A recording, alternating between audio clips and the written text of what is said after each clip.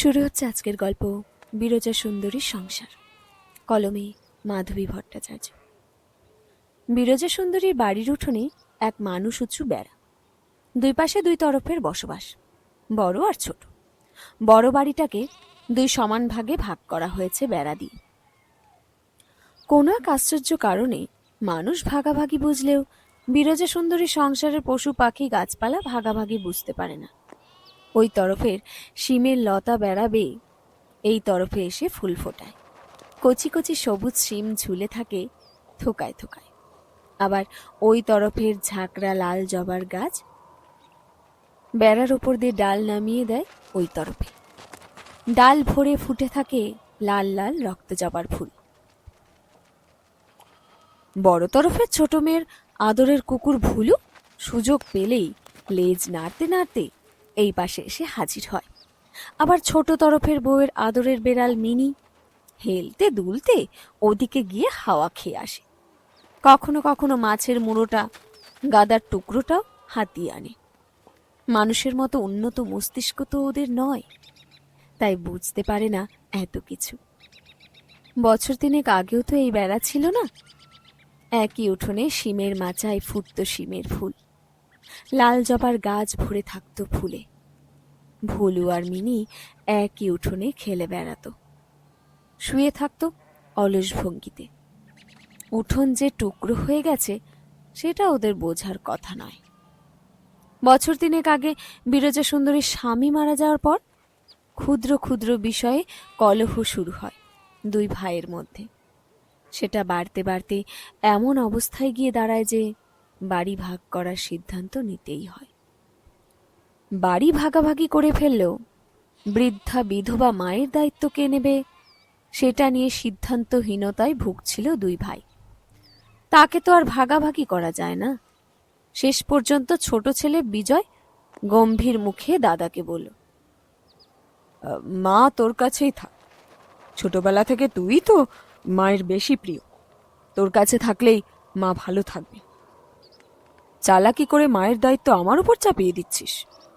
আমি মায়ের বেশি প্রিয় মানে? বরাবর ভালো খাবারটা লুকিয়ে তোকেই তো বেশি দিত মা, ভুলে গেছিস নাকি? গর্জন করে উঠল অজয়। দুই ভাইয়ের কথা শুনে কানে হাত চাপা দিলেন বিরজা সুন্দরী।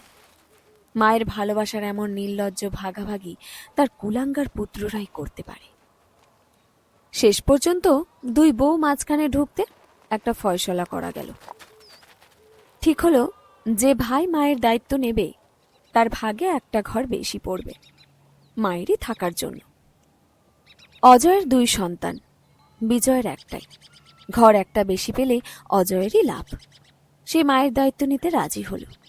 অনেক মাথা খাটিয়ে ভেবে দেখেছে, মা আর কদিন, তারপরেই তো এই ঘর ওর। বৃদ্ধা বিরজা সুন্দরীর কিছুই করার ছিল না। সারাটা জীবন নিজেকে জ্বালিয়ে সংসারের বাতি দিয়ে এসেছেন, কিন্তু এখন তিনি নিভে আসা সলতে। সংসারে আর কিছুই তার দেওয়ার নেই, কাজেই তার কথারও কোনো দাম নেই। কেউ তাকে কিচ্ছুটি জিজ্ঞেসও করে না। একটা বাড়তি আসবাবপত্রের মতো বড় ছেলের সংসারে তিনি রয়েই গেলেন। মাঝখানে বেড়া তোলা হলো, বাড়ি ভাগ হলো, কিন্তু সংসারে কাঙ্ক্ষিত শান্তি ফিরে এলো না। বেড়ার দুই ধার থেকে নিত্যদিন চলতে লাগলো খিটিমিটি।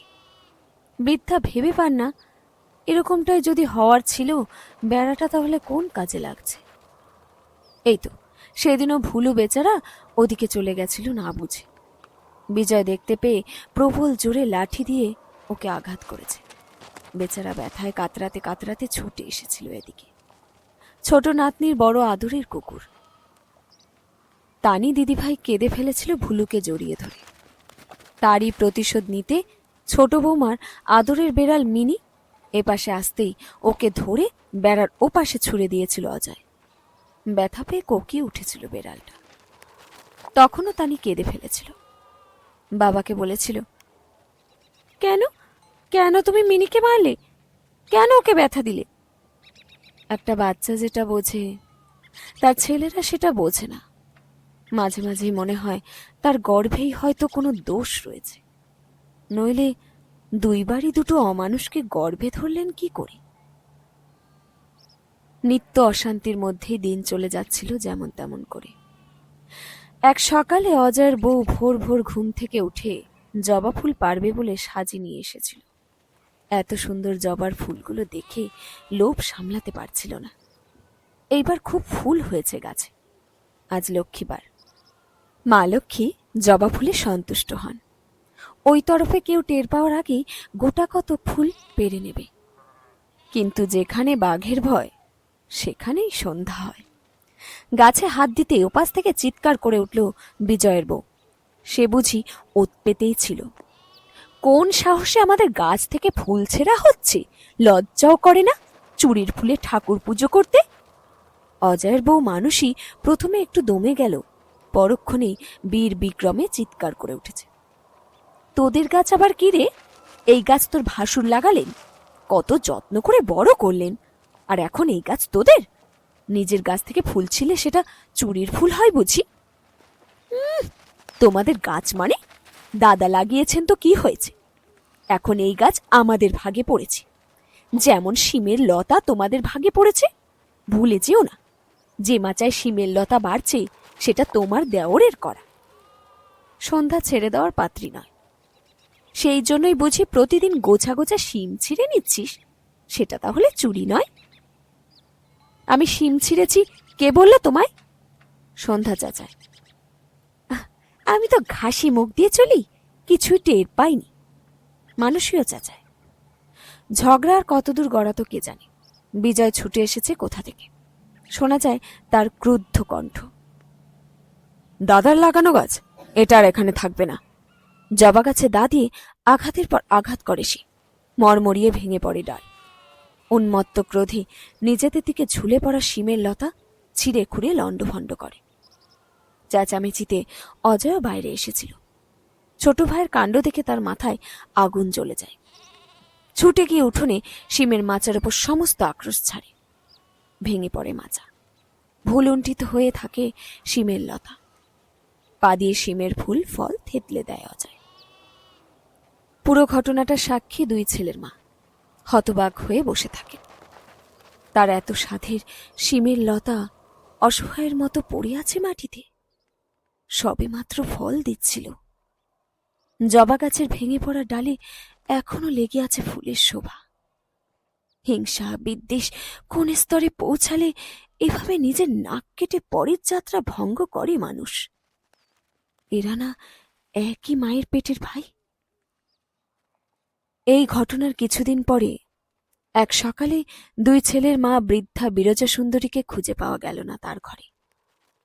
ছোট্ট ঘরটির মলিন বিছানায় পড়েছিল একখানি হাতে আঁকা ছবি।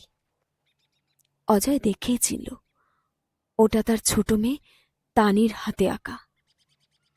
একটা বাড়ি, সামনে বিশাল উঠোন, শিমের মাচা, তাতে হালকা বেগুনি ফুল, ঝাঁকড়া জবা গাছে লাল লাল ফুল।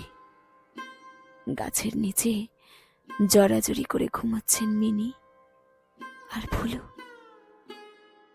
বাড়ির দাওয়ায় বসে আছে বাড়ির সব সদস্য।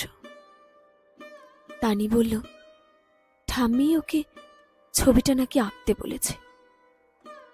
ছবির নিচে মায়ের গোটা গোটা হাতের লেখাও চিনতে ভুল হলো না অজয়ের। বিরজা সুন্দরী লিখে গেছে, বেড়াটাই নষ্টের গোড়া। ওটা যতদিন আছে আমার জায়গা এখানে নয়, গুরুদেবের আশ্রমে আমার জন্য ঠিক আছে। মাকে ফিরিয়ে আনতে যাওয়ার গরজ কোনো ভাইয়ের মধ্যেই দেখা গেল না। বিরজা সুন্দরীর সংসার হারিয়ে গেছিল মাঝখানে দাঁড়িয়ে থাকা বেড়ার বেড়া জালে। শেষ পর্যন্ত বেড়াটাই সত্যি হলো। বিরজা সুন্দরীর যত্নে সাজানো সংসার একটা বড় মিথ্যে হয়ে রয়ে গেল। শেষ হলো আজকের গল্প বিরজা সুন্দরীর সংসার। কলমে মাধবী ভট্টাচার্য।